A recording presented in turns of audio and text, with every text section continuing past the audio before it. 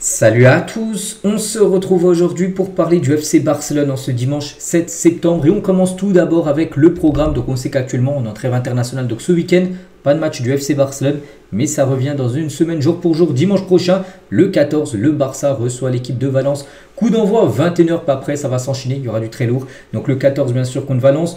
Le 18 contre Newcastle, à noter que le 18 ça sera un jeudi, attention. Donc Newcastle FC Barcelone. Ensuite les gars, il y aura le Barça contre Getafe, Real Oviedo, Barcelone, Real Sociedad et Barcelone, Paris Saint-Germain pour le mois prochain, donc le mois d'octobre. Mais voilà, ça commencera bien sûr pour cette rencontre contre Valence. Et normalement contre Valence, on espère les gars, c'est confirmé que le Barça retrouvera le Spotify Cup Nu contre Valence le 14 septembre prochain, ou au plus tard le 21. Donc le 21 après ça sera Getafe. Donc parce que voilà, avec le Barça on n'est jamais sûr. Un coup c'est officiel, puis après c'est du coup repoussé. Donc c'est pour ça on sait toujours pas. On en saura beaucoup plus là dans la semaine qui arrive. On espère que ça soit là. Sinon les gars, ça sera peut-être le 21, le retour bien sûr du côté du Camp Nou pour enfin disputer une rencontre à domicile. Et le projet les gars, les phases A, B et C du retour du Spotify Camp Nou cette saison. Donc tout d'abord ça sera la phase A lors des premiers matchs, par exemple peut-être Valence. Donc ça sera donc le stade avec une capacité max de 27 000 places. Donc on peut voir où c'est coloré on va dire, et c'est où il y aura des supporters, c'est-à-dire que une partie aura des supporters et l'autre côté, à l'opposé, il n'y aura aucun supporter, ça sera seulement sur, derrière les buts et sur une longueur du terrain. Ensuite la deuxième phase, la phase B un peu plus tard dans la saison, je ne sais pas, peut-être au mois de novembre, décembre, la deuxième phase avec le double de supporters, 45 000 supporters, on peut voir. Là, ce serait 3/4 du stade, bien sûr, qui serait rempli. Et ensuite, une autre phase, 60 000 places. Donc là où tout le premier étage et le deuxième étage seraient remplis. À noter que le troisième étage, toujours pas disponible, vu qu'actuellement le toit est en train de mine. Donc voilà, en gros, les trois phases en gros que le Barça est en train de mettre en place, bien sûr, pour le retour du côté du Spotify Camp Nou. On continue, les gars, avec le Centre international d'études sportives a désigné Lamine Yamal et Pau Cubarsí comme les meilleurs joueurs U20 du monde actuellement. On peut voir ce classement, ce top 10 des meilleurs jeunes joueurs au monde. Et les deux premiers, c'est deux joueurs du FC Barcelone. Donc Lamine Yamal, 97,7 sur 100, bien sûr. Exceptionnel, et Pau Cubarsí à la deuxième position. On continue avec quelques déclarations de Pedri. Donc l'année dernière nous avons tous couru les uns pour les autres, pas pour la gloire personnelle. C'est comme ça que les équipes gagnent des titres en laissant leur ego bien sûr de côté. Donc là il revient peut-être par rapport au match contre le Rayo Vallecano, où peut-être les joueurs n'ont pas fait les efforts qu'il fallait. On sait qu'Hansi Flick a été très mécontent par rapport au match la semaine dernière contre le Rayo. Donc toujours avec Pedri, donc Fermin nous a dit qu'il restait. Je m'amuse beaucoup avec lui, mais je savais qu'il resterait. Son cœur est pur Barça, parce qu'on sait que Fermin Lopez, avant la fermeture du Mercato qui a eu lieu lundi dernier, on sait qu'il y avait des rumeurs avec Chelsea, mais en gros Fermin avait dit à ses collègues bien sûr du FC Barcelone qu'il allait rester du côté du club. Juan Garcia m'a surpris dès le premier jour, un grand, rapide, excellent avec ses pieds, un gardien fantastique et un gars formidable, et son match référence a été comme la semaine dernière, souvenez-vous, lors du match contre le Rayo, il a été exceptionnel bien sûr, en plus c'est lui homme du match. Juan Garcia. Toujours avec Pedri, donc Flick a changé mon rôle et m'a donné une continuité. Je suis plus profond maintenant, mais j'aime être à nouveau bien sûr près du ballon. C'est que voilà, c'est un joueur qui peut jouer un peu partout, bien sûr. Pedri, il peut jouer en numéro 6, il peut jouer en mode relayeur, en numéro 8, il peut même jouer numéro 10 s'il veut. Il pourrait même jouer en faux numéro 9. Pedri, tu le mets là. Bon, c'est pas un énorme finisseur, mais il ferait le taf bien sûr. Donc voilà, c'est un joueur qui peut jouer partout après. Il est le meilleur, ça reste bien sûr au milieu de terrain. Donc je suis plus à l'aise de voir le jeu de face et de toucher souvent le ballon. C'est là que j'aime j'aime le football. Avec l'Espagne, je joue plus haut. L'entraîneur veut que je sois là et je vais tout donner comme toujours. C'est vrai qu'avec l'Espagne, il joue pas comme avec le Barça. Le Barça, comme j'ai dit, il joue peut-être juste devant la défense, comme ça il a le jeu devant lui. Mais là, il joue plutôt numéro 10 avec l'Espagne. Donc là, il y a directement les défenseurs, bien sûr, qui sont contre lui. Donc, il touche peut-être un peu moins le ballon, on va dire, avec l'Espagne que du côté du FC Barcelone. Nous ne parlons pas beaucoup du Ballon d'Or, mais si beaucoup d'entre nous sont nominés, cela signifie que le Barça fait, bien sûr, une grande année, oui. C'est vrai que la cérémonie, n'oubliez pas, là, c'est dans à peu près 2 semaines. Voilà, la cérémonie du Ballon d'Or. Et on verra qui le remportera. C'est vrai que ça peut être un joueur du Barça, ça peut être également un joueur du PSG. On verra. De toute façon, ça va se jouer entre 3 ou 4 joueurs, bien sûr, le Ballon d'Or. Quand j'ai été blessé, les gens mentiez sur moi en ligne.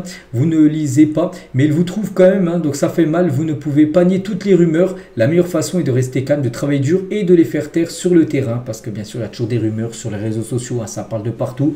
Et lui, les gars, il ne pouvait pas nier toutes les rumeurs, bien sûr. Donc c'est pour ça que lui répond sur le terrain. Pedri, il a bien raison. J'espère que nous reviendrons bientôt au Spotify Camp Nou. On espère, c'est notre maison. Et nous voulons tous y retourner. Donc pour l'instant, comme je dis, on ne sait pas. On verra. Parce que même quand je dis, même quand c'est officiel, des fois c'est repoussé. Donc voilà. On attend, on espère que dimanche prochain, en une semaine jour pour jour, soit le grand retour du côté bien sûr du Camp Nou.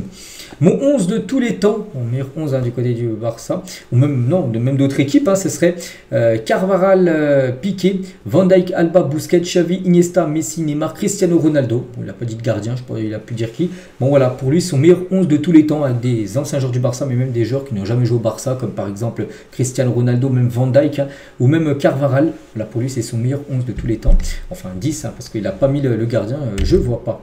On continue toujours avec une question, qui a été en interview. Qu'est-ce qui, avec qui j'aimerais que le Barça signe en gros FC Barcelone, de l'équipe nationale un Rodri, de l'étranger Haaland. Voilà, donc il aimerait bien avoir un Rodri avec lui, bien sûr, avec l'Espagne, et Haaland.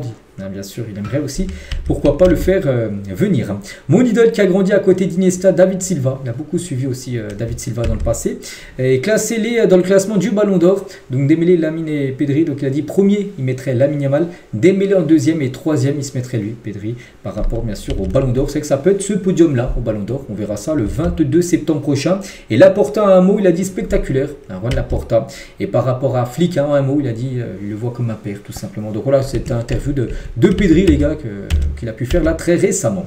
On continue cette fois-ci avec Sergio Busquets et il revient sur son aventure au FC Barcelone. Quand j'ai quitté le Barça, je savais que je ne reviendrais pas jouer en Espagne ou en Europe. Par conséquent, aujourd'hui, je suis plus proche de la retraite que de continuer à jouer au football. Actuellement, la Miami. Mais c'est quand il a quitté le Barça, il ne voulait pas jouer dans une autre équipe en Europe qui pouvait affronter le Barça. C'est pour ça qu'il est parti à l'Inter Miami. Et voilà, il le dit de toute façon qu'il est très proche de la retraite. C'est ça qu'il a de l'âge quand même, Sergio Busquets. Donc peut-être c'est sa dernière année de football, on verra.